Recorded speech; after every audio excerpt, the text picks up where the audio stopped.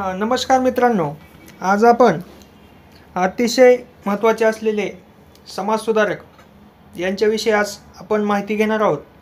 ते समाजसुधारक आहेत नाना सेठ किंवा जगन्नाथ शंकर मुरकुटे यांच्याविषयी आज आपण माहिती घेऊया। त्यांना पहा, जगन्नाथ शंकर सेठ यांच्याविषयी आपण माहिती घेऊया। नाना शंकर सेठ यांचं मूळ नाव शंकर सेठ मुरकुटे हे आहे।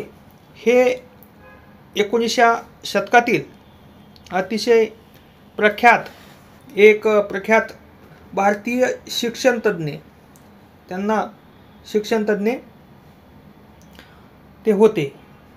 तसेच समाजसुधारक आणि परोपकारी असणारे आधुनिक भारताचे शिल्पकार म्हणून त्यांना ओळखलं जायचं।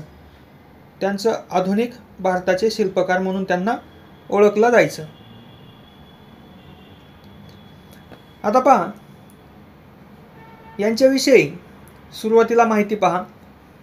नाना शंकर सेठ आधुनिक मुंबईचे शिल्पकार, मुंबईची जडणघडण यासोबत प्रारंभिक जीवन आणि त्यांची पार्श्वभूमी पहा तर जन्म झालेला आहे त्यांचा 10 फेब्रुवारी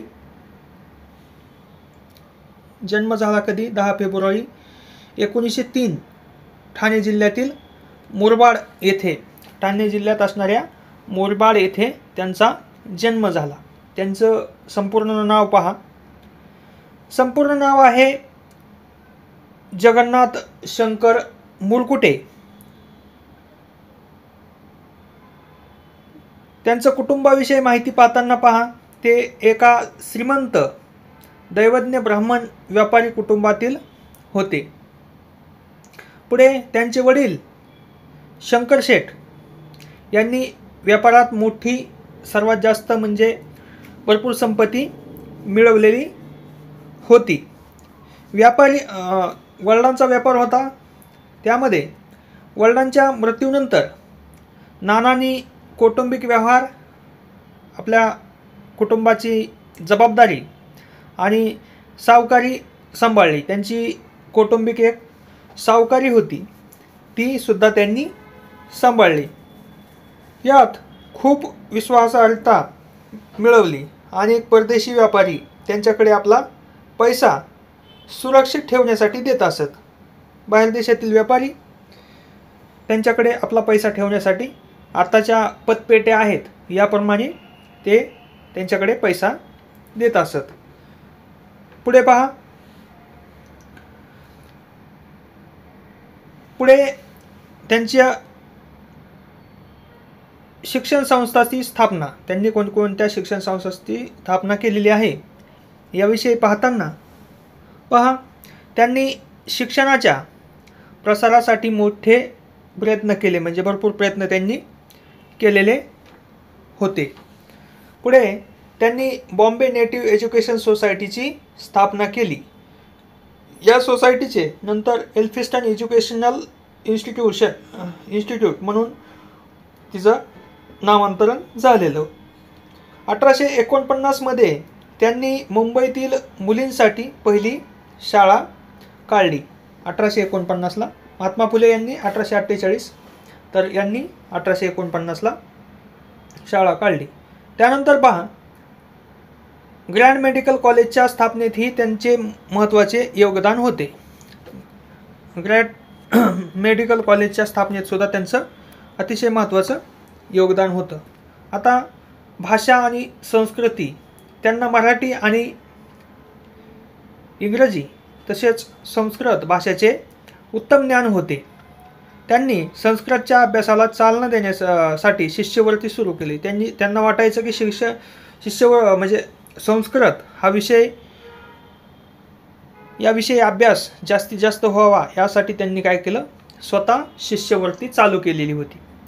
सामाजिक सुधारणा, त्यांनी काय केलेलं पहा, त्यांनी सती प्रथेला विरोध केला होता। आता सती प्रथेला विरोध करताना यांच्यासोबत कोलकात्याचे म्हणजे पश्चिम बंगालचे राजाराम मोहन राय यांच्यासोबत सुद्धा त्यांनी थोडं काम केलेलं होतं. हिंदू समाजासाठी स्मशानभूमीची सोय त्यांनी केलेली होती. पुढे पहा,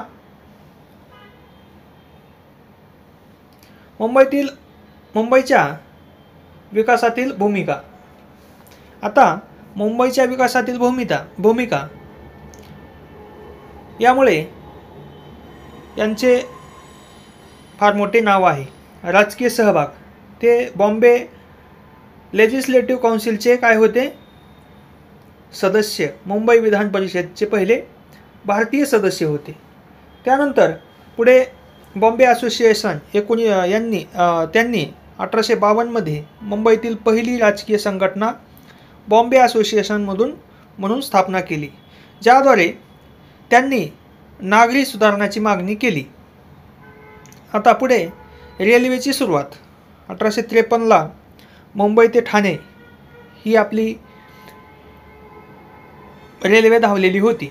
भारतातील पहिल्या रेल्वेचे प्रवासात सर जमशेदजी जीजीभाई यांच्यासोबत त्यांचा सक्रिय सहभाग होता. ते ग्रेट इंडियन पेनिन्सुला GPI रेल्वेच्या संचालक मंडळातील पहिले भारतीय सदस्य होते. पुढे पहा, शहराची पुनर्बांधणी करण्यासाठी त्यांनी सर जॉर्ज बर्डवूड आणि डॉक्टर बहुदाजी लाड यांच्या समवेत 1857 मध्ये मुंबईतील शहराच्या पुनर्बांधणीत महत्त्वाची भूमिका बजावलेली होती, ज्यामुळे शहराला व्यवस्थित रूप प्राप्त झाले, म्हणून ते मुंबईचे सम्राट म्हणून ओळखले जातात. पुढे पहा,